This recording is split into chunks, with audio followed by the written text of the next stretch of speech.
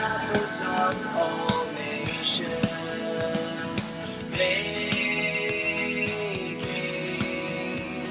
disciples of all nations.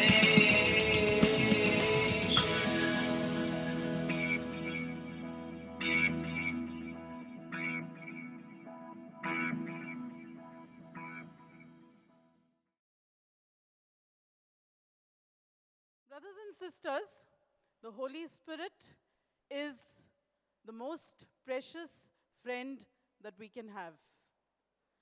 And ever since the renewal, and ever since I've received the Holy Spirit, ever since I've allowed Him to work in my life, He has revealed to me certain weaknesses in me. And He has helped me step by step to overcome these weaknesses. One of these weaknesses in me, I came to know a few months ago. It was this weakness that was making me feel very unhappy. It was this habit in me that I felt was making me repulsive to people, was making people dislike me. It was marring the good that I had. I felt that whatever good I had in me was of no use because I had this weakness in me. And do you know what this weakness is? It is the habit of complaining. And so I decided that I must get rid of this habit. I must quit this habit because complaining is an addiction. I found myself addicted to this habit. Given the slightest excuse, I would start complaining. I would start murmuring. I would start grumbling, nagging. And so I decided that I have to get rid of this habit. And how do I get rid of this habit? I take recourse to the Word of God. So I decided to see what the Word of God has to say about this habit of complaining. Complaining is a killjoy. It takes away your joy. It takes away the joy from the people around you. But it is hard not to complain, isn't it? The weather makes us complain. The government makes us complain. The economy, the rising prices, our kids, our parents, everything makes us complain. If you read the newspapers, you find that bad news makes the headlines. When we open the newspapers, the first thing we look at is the bad news. We are bombarded by the negative. We are bombarded by what is wrong. And so what happens is that we are conditioned to become complainers. We are conditioned. We are made to complain.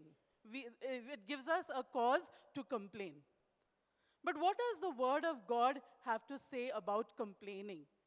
Philippians chapter 4, verses 14 and 15. It says, "Do all things without murmuring and arguing."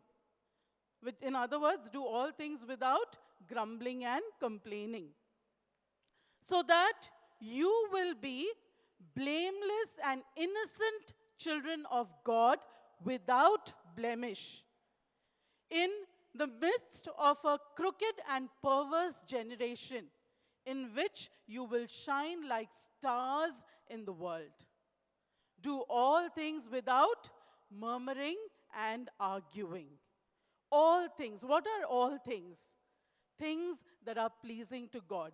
Things that God wants you to do.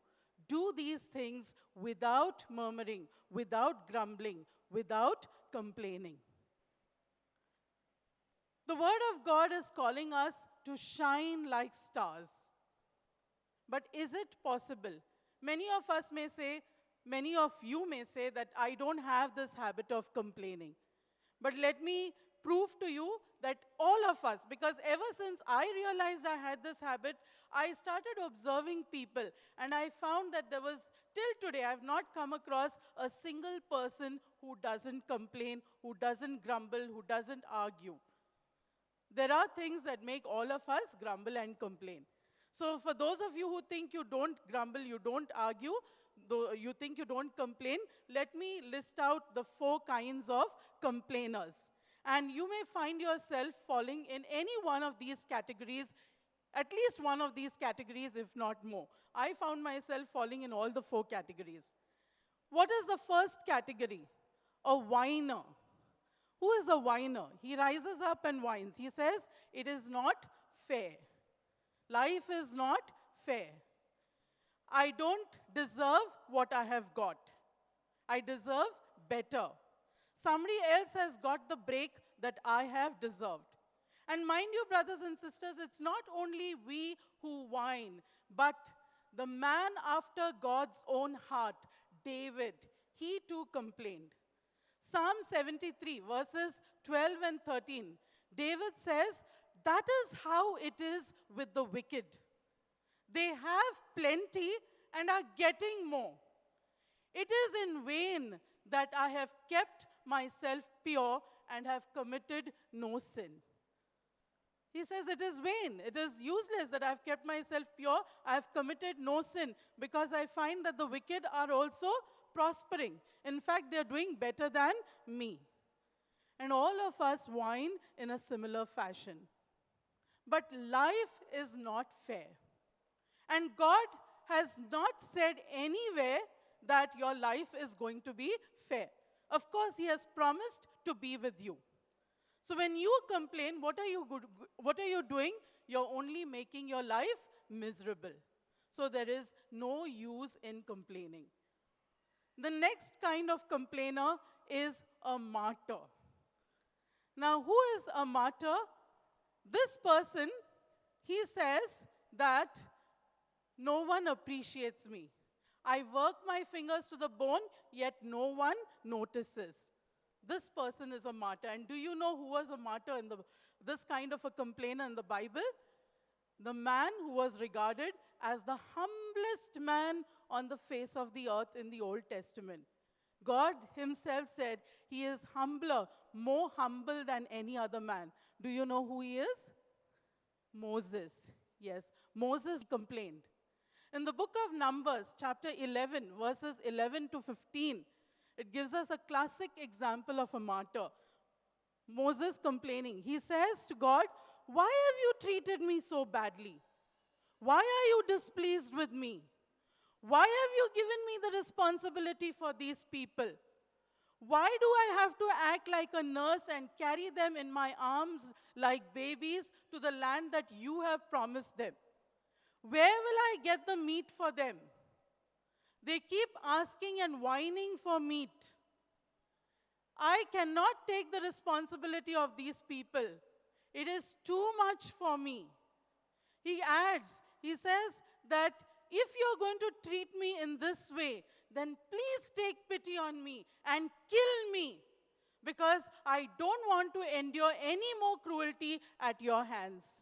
The humblest man, Moses, complaining.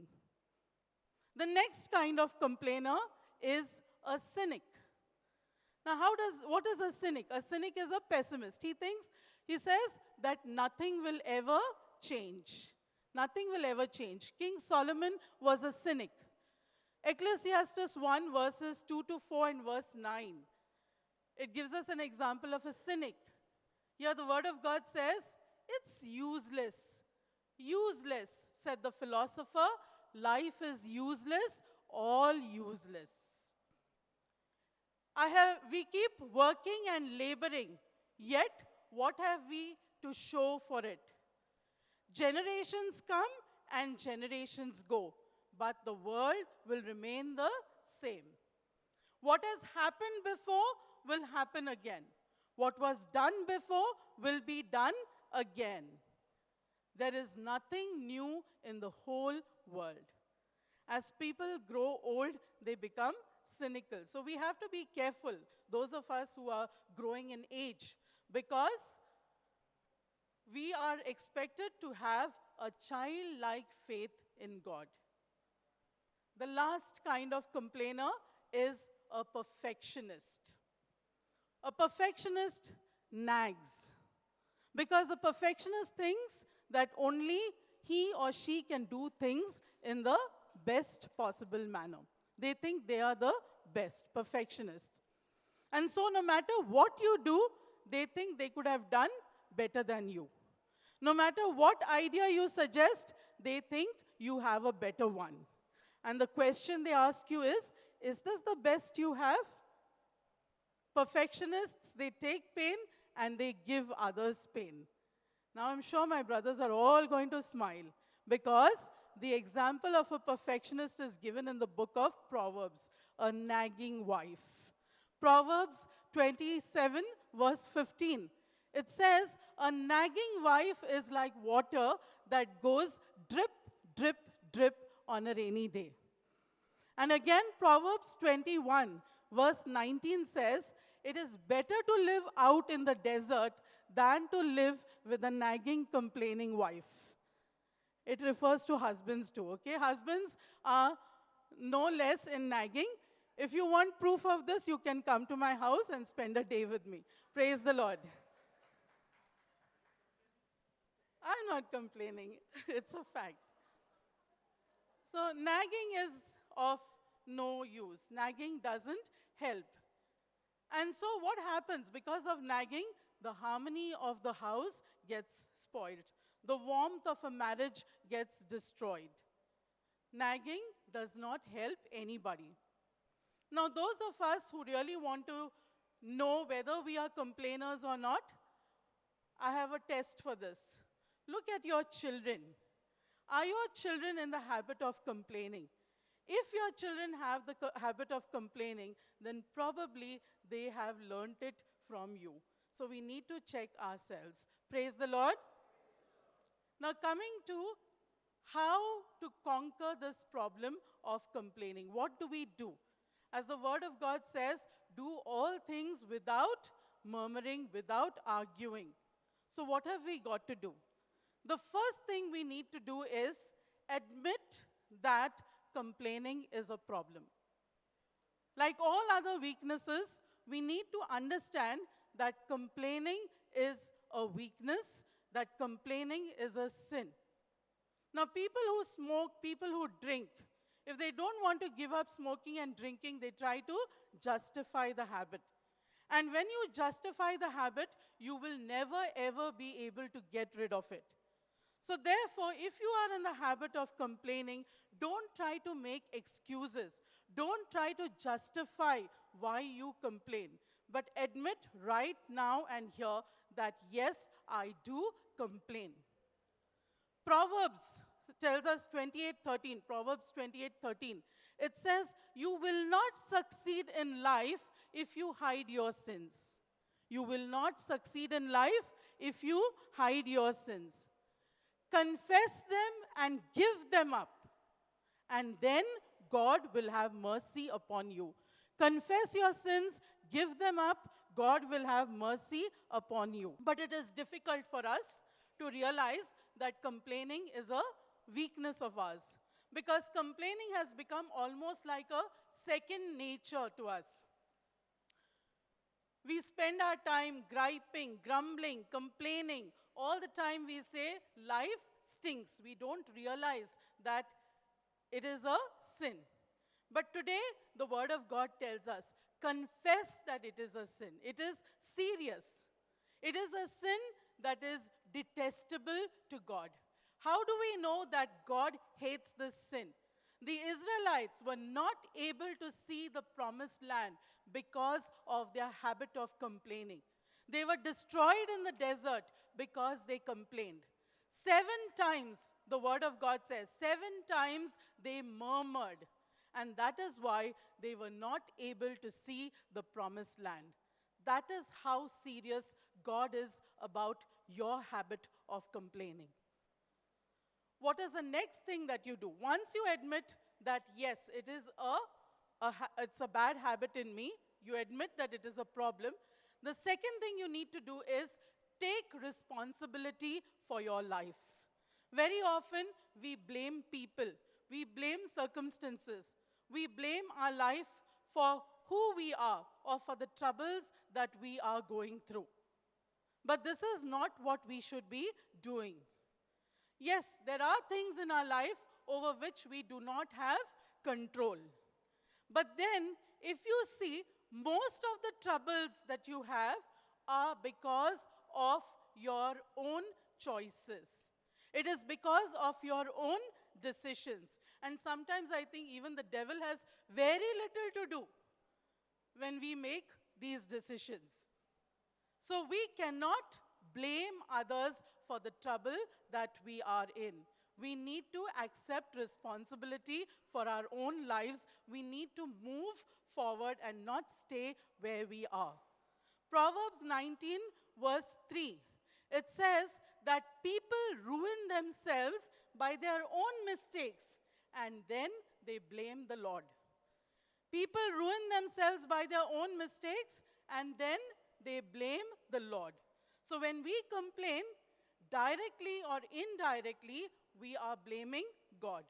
When we blame people, we are blaming God's creation. We are blaming God.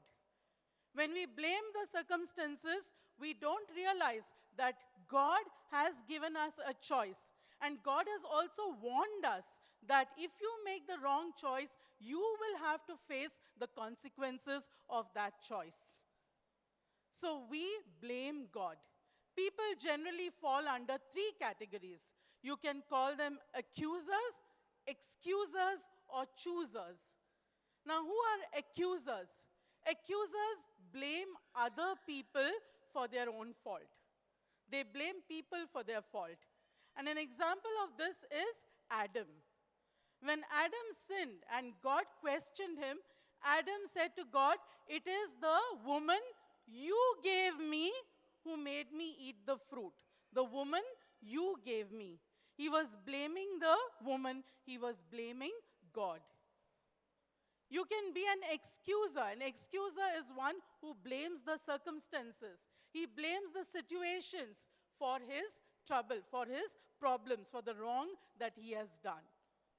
But if you want to succeed in life, you have to be a chooser. And what does a chooser do? He moves forward. He accepts the responsibility for what he has done. He doesn't stay where he is, but he wants to go where God wants him to be. And so he moves forward. He knows that he has reaped the consequences for the action that he has taken. But then he doesn't stay there. He doesn't linger there. He doesn't complain. But he moves forward. He follows God's plan. We are all called to be choosers.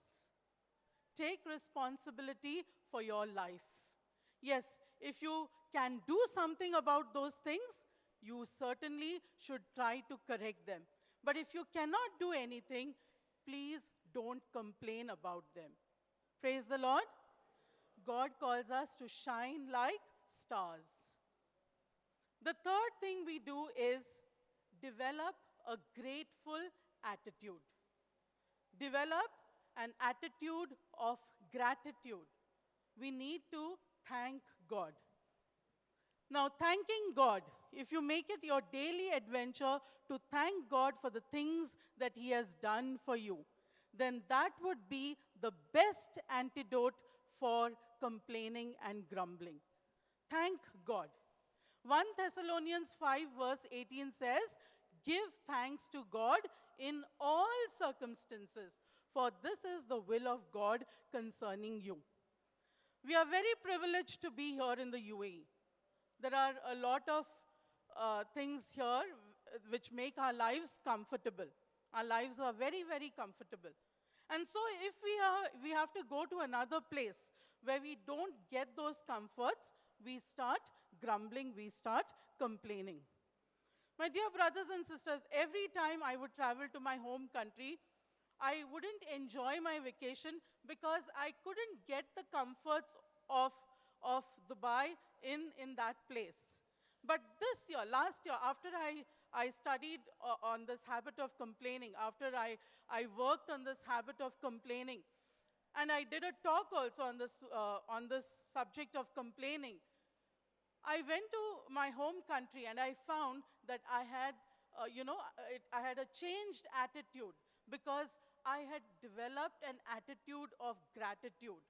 Every time I would go there, I would complain about the water, the puddles of water, the traffic which made it difficult to walk on the streets. I would complain about the pollution, the soot that would cover my skin when I went out traveling, or I would complain about why the government didn't do anything about those people who sat by the rails answering nature's call, why they didn't build toilets for them.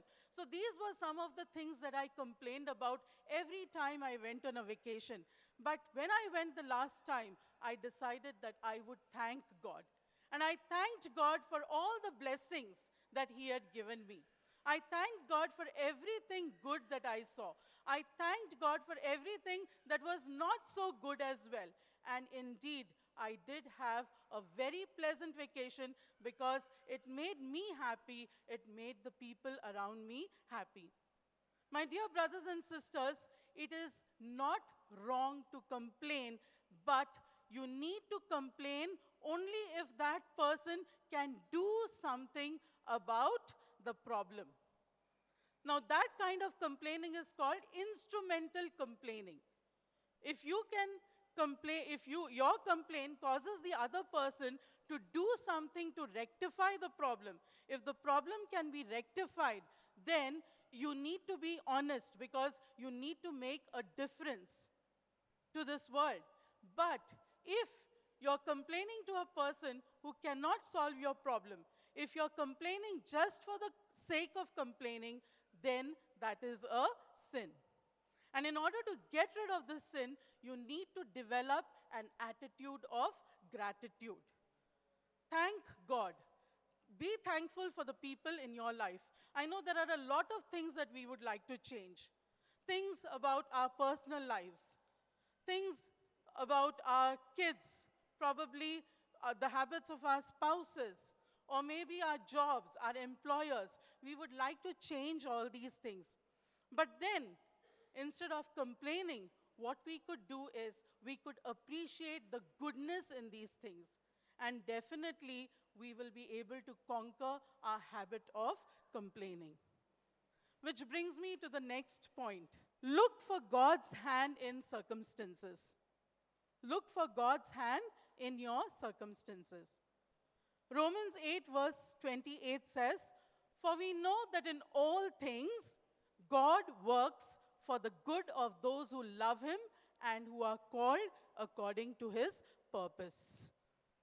So you can gain victory over this habit of complaining by looking for God's hand in that circumstance.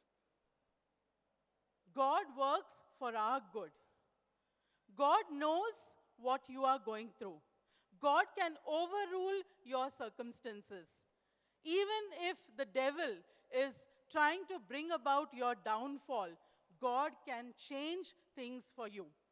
2 Corinthians 4 verses 17 and 18 say, "For this small and temporary trouble we suffer now will bring us tremendous and eternal glory, much greater than the trouble. For we fix our eyes not on things that are seen, but on things that are unseen.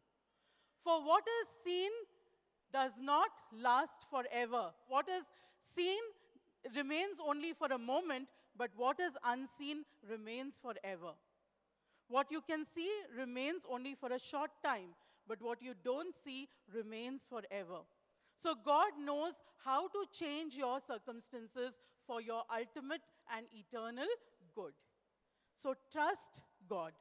Trust God. See His hand in all your circumstances. My dear brothers and sisters, complaining is essentially a rebellion against God. A rebellion. It's a grave sin because we are doing three things when we complain. One, we are questioning God's wisdom. We are asking God, do you really know what you're doing? Do you know what's happening? Is this the wise thing to do? The second thing, we are doubting God's care. Do you really care for me? Why am I going through this problem? Do you really love me? We are forgetting God's goodness. We are forgetting the things that He has done for us, the things that He has given us. We are taking the things that He has given us for granted. And our focus is on things that we do not have. We are being ungrateful to God. So therefore, my dear brothers and sisters, we need to look for God's hand in all our circumstances. Do all things without arguing, without grumbling, without complaining. Which brings me to the last point, and that is, fifth one, speak positive words. We need to bring about a change. We need to bring about a positive change in ourselves. Now, when we bring about a change in ourselves, what happens? The other people will change automatically. When we change, when you change, you find people reacting differently to you. Speak positive words. Speak words that build people up. Don't complain. Ephesians 4, verse 29 says, "Let no evil talk come out of your mouth. Let no evil talk come out of your mouth except that which is useful for building others up." Let no evil talk come except that which is useful for building others up, so that others may receive grace when they hear your words. So when people hear your words, they should receive grace. But when you complain, you kill their joy. Let no evil talk come out of your mouth, because we know that words can kill and they can also heal. One of the scariest verses in the Bible, when I was preparing for this talk, my dear brothers and sisters, this verse really frightened the wits out of me. Matthew 12, verse 36. It says, "I tell you, on the day of judgment, you will have to give an account for every careless word you utter." You will have to give an account for every careless word you utter. For by your words you are justified, and by your words you are condemned. Complaining, when we complain, a whole lot of careless words come out of our mouth. And we will have to give an account for those words. Words can give life, they can bring death. So if you don't have anything good to say, it's best if you remain quiet. Don't say anything. Replace your criticisms, your complaints by compliments. Start praising people. Start looking for the good in them. Especially for parents. Parents must remember that nagging won't work with children. Children need affirmation. Ephesians 6, verse 4 says, "Parents, do not treat your children in such a way as to make them angry, but bring them up with Christian discipline and instruction." Don't make your children angry. Don't make them resent you. Are your words helping your children, or are they hindering them? Are they building your children up, or are they tearing them down? Whether it is your words, whether it is your discipline, you can do everything in a positive manner. So my dear brothers and sisters, be positive. Speak positive words. Now, what are the rewards? When you stop complaining, God promises a whole lot of rewards. What are they? Do all things without murmuring and arguing, so that you may be blameless and innocent children of God without blemish. So when you stop complaining, you become blameless. Blameless. Nobody can point a finger at you. My mother used to say, when you point one finger at somebody else, then there are 3 fingers pointing back at you. If you bounce a ball, the ball bounces back. So when you blame others, you complain about others, you can expect people to complain about you. The next thing is, you will be innocent children of God without blemish, innocent and without blemish, pure children, children without sin. People will trust you. You will be regarded as honest. You will be right with God, innocent and without blemish. The third reward, you will be children of God. When you stop complaining, you will be children of God because you are transformed into the image of Jesus. You become like Jesus. And finally, the last thing is you will shine like stars in the midst of a crooked and perverse generation. You will shine like stars. As Christians, we are called to be joyful. As Christians, we are called to be different. I always regard Christians as called to be extraordinary because I say Christians, a Christian is a follower of Christ. And if anybody is a follower of Christ, he cannot be an ordinary person. He has to be extraordinary. He has to be different. Different in his attitude. Different in his way of thinking. Different in his speech. As Christians, we are called to be different. We are different because we love God. We are different because we love Jesus. So, my dear brothers and sisters, do you want to shine like stars in this world? Yes. So, stop grumbling, stop complaining, stop nagging, stop arguing. But I know it is a habit that is difficult to get rid of. Perhaps this habit has been embedded in us. And we can get rid of it only by the grace of God. We can get rid of it with the help of Jesus, who works in us through his Holy Spirit. He is the one who can change us from the inside. He is that external force, that external power that can help us to get rid of the habit of complaining. Finally, my dear brothers and sisters, I would like to conclude with this prayer. I used to recite this prayer every evening before going to bed. And I never actually meant it because I would only say it because I had memorized it. So just with all my other prayers, I would just rattle off this prayer. But after I prepared this talk on quit complaining, I realized that this prayer was so very beautiful, it is so very meaningful. And in this prayer, I have replaced the word complaining for the word worry. So I would like to ask all of you to join me in saying this prayer. You may close your eyes, brothers and sisters.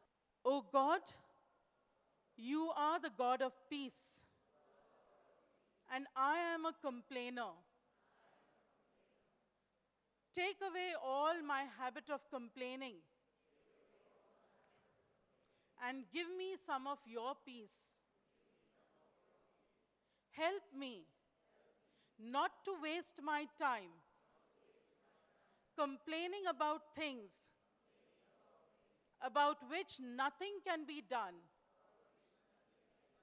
but help me to accept them,